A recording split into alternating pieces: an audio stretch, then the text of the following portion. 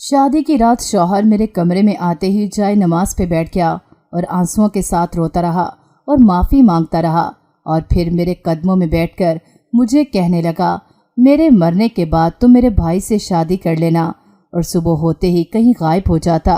وہ روز ایسا ہی کرتا۔ میں حیران تھی کہ وہ ایسی باتیں کیوں کر رہا ہے، حالانکہ ہماری پسند کی شادی ہوئی تھی۔ لیکن کچھ ہی دن بعد خبر آئی کہ وہ ایک حادثے میں جل کر مر گیا ہے۔ میں نے عدت گزارنے کے بعد اپنے دیور سے ہی شادی کر لی، لیکن شادی کی رات ہی مجھ پر ایسا بھید کھلا کہ سن کر آپ کے بھی رونگٹے کھڑے ہو جائیں گے۔ حارث کے نام کی مہندی میرے ہاتھوں میں پوری طرح رچ چکی تھی، اور مہندی کی لالی اس قدر گہری تھی کہ ہر دیکھنے والا حیران رہ جاتا۔ رسم کرنے کے لیے میرے پاس آنے والا ہر شخص جاتے ہوئے مجھے یہ کہہ کر جا رہا تھا کہ تمہارا ہونے والا شوہر تو تم سے بہت ہی محبت کرتا ہے، جو تمہاری مہندی کا رنگ اس قدر گہرا آیا ہے۔ اور یہ سن کر میں حیا سے نظریں جھکا دیتی۔ یہ بات واقعی سچ تھی کہ حارث مجھ سے بہت ہی زیادہ محبت کرتا تھا۔ ہم دونوں پچھلے 1 سال سے ایک ساتھ تھے، اور ہم دونوں کے درمیان اس قدر محبت بھرا رشتہ قائم ہو چکا تھا کہ حارث میرے بنا کہیں میرے دل کی ہر بات جان لیتا اور میں اس کی آنکھیں پڑھ لیتی۔ حارث اور میں ایک ہی یونیورسٹی میں پڑھتے تھے، لیکن حارث مجھ سے سینئر تھا۔ ایک دن ایک پروجیکٹ کے سلسلے میں تمام جونیئر اور سینئر کو اکٹھا کیا گیا، تو وہیں میری ملاقات پہلی دفعہ حارث سے ہوئی۔ میں اس کی ذہانت اور چمکتی ہوئی آنکھوں سے بہت زیادہ متاثر ہو گئی تھی۔ پروجیکٹ کو مکمل کرنے کے لیے حارث کو میرے ساتھ کر دیا گیا تھا، اور یوں ہم دونوں صبح سے لے کر چھٹی کے وقت تک ایک ہی ساتھ کام کرتے۔ حارث کی ہر بات میرے لیے بہت ہی خاص ہوتی، کیونکہ وہ دوسرے لڑکوں سے بہت ہی الگ تھا۔ اس نے میرے ساتھ کبھی کوئی غلط بات نہیں کی۔ وہ ہمیشہ احترام کا رشتہ ملحوظ رکھتا، اور اسی بات نے مجھے بہت زیادہ متاثر کیا تھا۔ جیسے جیسے دن گزرتے گئے، میں اور حارث دوستی کے رشتے میں بنتے چلے گئے۔ لیکن وہ کہتے ہیں نا کہ مرد اور عورت زیادہ عرصے تک دوست نہیں رہ سکتے، یہ بات بالکل سچ ثابت ہوئی تھی، اور ہماری دوستی ایک گہرے رشتے میں بدل گئی تھی، جسے سمجھنے میں ہم دونوں کو ہی وقت لگ گیا تھا۔ لیکن پھر کچھ ہی دن کے بعد ہم دونوں کو ہی سمجھ آ گئی کہ ہم دونوں جس رشتے میں ہیں وہ دوستی نہیں بلکہ محبت ہے۔ حارث نے خود مجھ سے اپنی محبت کا اظہار کر دیا، اور اس کے لفظوں میں ایسا جادو تھا کہ میں اس کی محبت میں پوری طرح ڈوب گئی۔ حارث نے میری آنکھوں میں ایسے خواب دکھائے تھے کہ زندگی بہت ہی حسین دکھنے لگی تھی۔ میں خوابوں کے ایک ایسے سفر پر چل پڑی تھی جہاں سب کچھ ہماری دسترس میں ہوتا ہے۔ بہت سارے سہانے سپنوں کی پوٹلیاں سجائے میں اور حارث وقت کے دھارے پر سفر کرتے چلے گئے۔ حارث کیونکہ مجھ سے سینئر تھا، اس لیے اس کا ماسٹرز مکمل ہو گیا اور وہ یونیورسٹی سے نکل گیا، لیکن میرا 1 سال ابھی باقی تھا۔ کبھی کبھی میں سوچتی تو لگتا کہ حارث کے بغیر میں 1 سال کیسے گزاروں گی، لیکن یونیورسٹی سے نکلنے کے بعد بھی حارث نے مجھ سے اپنا تعلق ختم نہیں کیا تھا۔ وہ ہر روز مجھ سے ملنے کے لیے صبح ہی صبح یونیورسٹی آتا اور پھر اپنے دفتر کے لیے چلا جاتا۔ اس نے اپنا نیا کاروبار جمانا شروع کیا تھا، اور وہ دن رات اسی پر محنت کر رہا تھا۔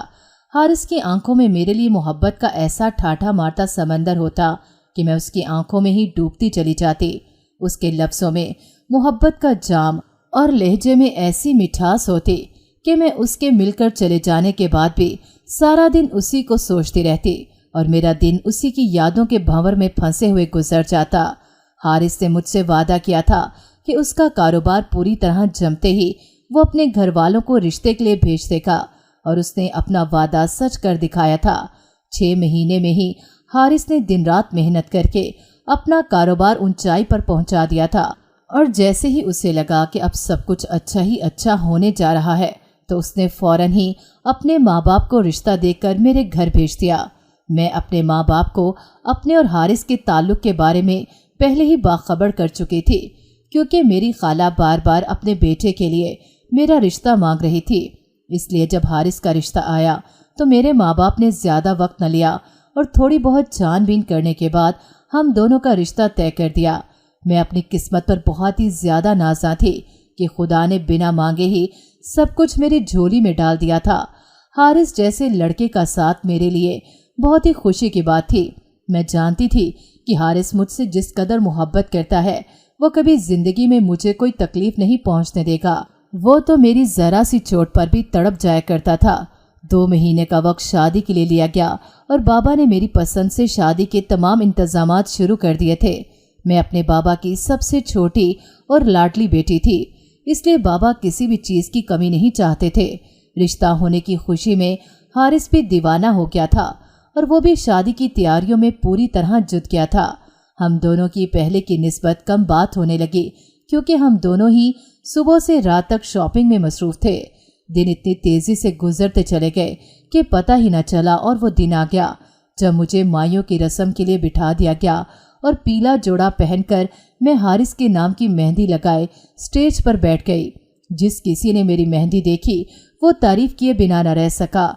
मेरी मामा बार बार आकर मेरी बलाएं लेती और पैसे वारती। मेरी माँ बाप ने हद से ज़्यादा सदका दिया था ताकि मेरी खुशियों को किसी की नज़र न लगे। 5 दिन तक मैं माइयों बैठी रही और मेरे घर वाले मेरी छोटी बड़ी तमाम ख्वाहिशें पूरी करते चले गए।